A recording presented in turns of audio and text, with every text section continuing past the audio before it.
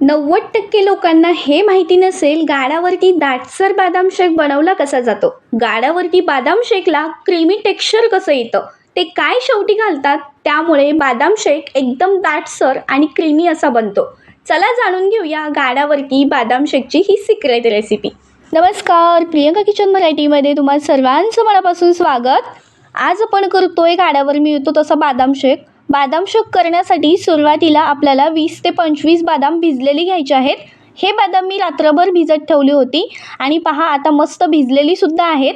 आता या बदामाचे वरचे साल संपूर्ण आपण काढून घेऊया आणि थोडा वेळ हे बदाम साईडला करून ठेवूया. तोपर्यंत गॅस चालू करून घेऊया आणि गॅसवरती कढई तापायला ठेवूया. कढई नॉर्मल चांगली गरम झाली की त्यामध्ये 1 लिटर दूध घेतलेलं आहे. इथे मी गाईचं चितळे ब्रँडचं दूध घेतले. तुम्ही हवं तर म्हशीच्या दुधाचा वापर केला ना तरीसुद्धा चालेल. आता दूध आपल्याला जास्त उकळून घ्यायचं नाही, एकदम नॉर्मल असं दूध थोडंसं गरम करून घ्यायचं आहे. जेव्हा तुम्हाला वाटेल ना एकदम नॉर्मल असं गरम दूध व्हायला लागले त्यावेळेस एकदा दोनदा पळीने हलवायचं आणि हे नॉर्मल दूध गरम झालेलं आपण ना एका वाटीमध्ये थोडंसं दूध काढून ठेवणार आहोत. हे पण कशासाठी काढणार आहोत ते पण पुढे सांगेलच, त्यामुळेच म्हणते आहे ना एकदम सिक्रेट रेसिपी आहे. तुम्ही जर ही रेसिपी कंटिन्यू केली ना तर तुम्हाला सुद्धा समजेल की गाडावरती बदाम शेक एवढा क्रीमी आणि दाटसर कसा बनतो ते. तर चला आता दूध काढून ठेवलंय, ते कोमट थंड होते ना तोपर्यंत दुधाला 2-3 वेळेस उकळी काढून घेतली मी. आता दुधाला 2-3 वेळेस उकळी काढल्यानंतर आपण जे बदाम साईडला करून ठेवले होते ना त्याला मिक्सरच्या भांड्यामध्ये टाकलं आणि त्यामध्ये सुद्धा उकळी काढलेलं दूध थोडंसं टाकायचं आणि चांगली पेस्ट काढून घ्यायची. आता ही पेस्ट आपल्याला कधी टाकायची ती सुद्धा सांगते. बघा तोपर्यंत दुधाला उकळी काढूस तर इकडे दूधसुद्धा नॉर्मल थंड झालं होतं. आपण जे वाटीमध्ये काढलं होतं ना ते दूध एकदम थंड झाल्यानंतरच इथे 1.5 चमचा कस्टर्ड पावडर दुधामध्ये टाकायची आहे. इथे मी व्हॅनिला फ्लेवरची कस्टर्ड पावडर घेतली आहे, तुम्ही कुठल्याही फ्लेवरची घेऊ शकता. आता ही ना कस्टर्ड पावडर आपल्याला दुधामध्ये चांगली मिक्स करून घ्यायची आहे. एकदम कोमट थंड झालेलं दूधच इथे वापरायचं आणि त्यानंतरच कस्टर्ड पावडर यामध्ये चांगली मिक्स करून घ्यायची. आता एकदमच ही कस्टर्ड पावडर सोडायची नाही, थोडी थोडी करून कस्टर्ड पावडर सोडायची आणि परत दुधाला चांगलं मिक्स करत करत अशी हळूवारपणे ही कस्टर्ड पावडर सोडत राहायचं दुधामध्ये आणि चांगलं मिक्स करून घ्यायचं. जसं जसं तुम्ही कस्टर्ड पावडर सोडाल आणि दुधाला चांगलं मिक्स करत राहाल ना तसं तसं दुधाला थोडासा तुम्हाला घट्टपणा यायला दिसेल. दूध जास्त तुम्हाला आटवत बसायची गरज नाही, पण तरी पण एकदम क्रीमी आणि एकदम दाटसर असं टेक्स्चर येतं बदाम शेकला.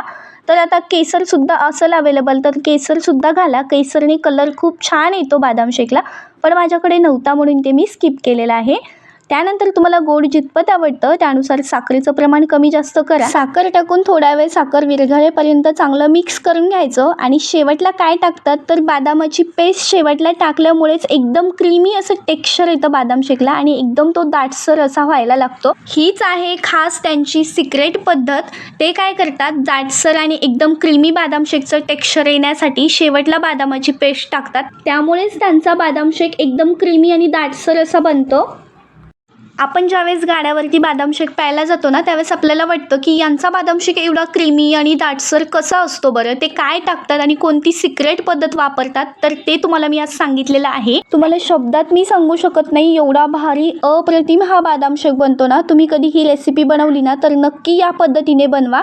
बघा तुम्हाला सेम गाड्यावरच्या सारखीच इथे याची टेस्ट लागणार आहे.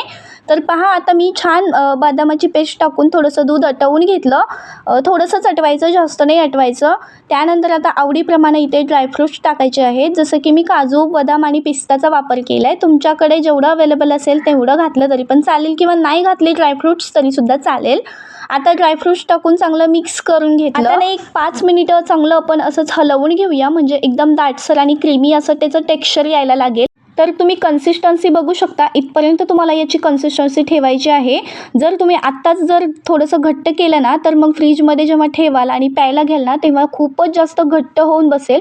तर पहा तुम्ही ना आता मी हे काढून घेतलेलं आहे कढईमधनं, एका पातेल्यात काढून घेतलं, थंड केलं पातेल्यामध्ये छान असं. आणि पहा ह्याची कन्सिस्टन्सी तुम्हाला इथपर्यंतच ठेवायची आहे बरं का, जास्त पण घट्ट करत बसू नका, नाहीतर तो खूप प्यायच्या वेळेस घट्ट होऊन बसेल. आता याला 2-3 तासासाठी मी फ्रीजमध्ये ठेवून दिलं होतं. त्यानंतर इथे थंड झाल्यानंतर हा बदाम शेक प्यायला घ्यायचा, खूप छान लागतो थंड झाल्यानंतर प्यायला घेतल्यावर. आता बघा हा पूर्णपणे छान असा थंड झालेला आहे. 2-3 तासासाठीच मी ठेवलेलं होतं. तुम्हाला हवं ना तुम्ही 5-6 तासासाठी सुद्धा फ्रीजमध्ये ठेवू शकता. पूर्ण थंड छान झाला ना की मगच प्यायला घ्यायचा, खूप छान लागतो थंड झाल्यानंतर. तर पहा आता इथे कन्सिस्टन्सी दिसत असेल तुम्हाला. आता पहा मी तुम्हाला पळीने दाखवते सुद्धा. तर इथपर्यंतच तुम्हाला याची कन्सिस्टन्सी प्यायला घेतल्यापर्यंत अशीच हवी आहे. नाहीतर सुरुवातीला तुम्ही जास्त दूध आटवत बसाल किंवा मग ते जास्त घट्ट झालं ना की मग प्यायला घेताना खूपच जास्त घट्ट बनतो तो. तर पहा कन्सिस्टन्सी एवढीच ठेवा, म्हणजे खूप छान पेतानासुद्धा तुम्हाला एकदम मस्त असा क्रीमी दाटसर असा वाटायला लागेल. तर मी हा बदाम शेक आत्ताच फ्रीजमधून काढला होता आणि मस्त आता प्यायला घेत आहे. तर खूप छान क्रीमी आणि दाटसर झाला होता. खरं सांगू शब्द नाही आहेत, एवढा अप्रतिम हा बदाम शेक झाला होता ना. नक्की माझ्या पद्धतीने एकदा हा बदाम शेक बनवून पहा. तुम्ही ना इथून पुढे गाडावरती प्यायला कधी जाणार नाही. तर आता हा बदाम शेक पिण्यासाठी मी ग्लासामध्ये काढून घेतलेला आहे. त्यावरती ना थोडेसे काजूचे काप, बदामाचे काप आणि पिस्ताचे काप करून टाकलेले आहेत. तुम्ही ड्रायफ्रुट्स नसतील नाही टाकले तरी पण चालतील बरं का. तुम्हाला माझी ही छोटीशी मेहनत कशी वाटली नक्की कमेंट करून सांगा. जरी आवडली असेल तर लाईक नक्की करा रेसिपीसाठी. आपल्या रेसिपीला खूप कमी लाईक येतात मंडळी, खूप मेहनत आहे बनवण्यासाठी. तर प्लीज एक लाईक नक्की करा आवडली असेल मनापासून रेसिपी. तर आपल्या चॅनलला नक्की सबस्क्राईब करा, म्हणजे माझी पुढची कुठली जी नवीन येणारी रेसिपी आहे ना मंडळी तुमच्यापर्यंत नक्कीच पोहोचली जाईल.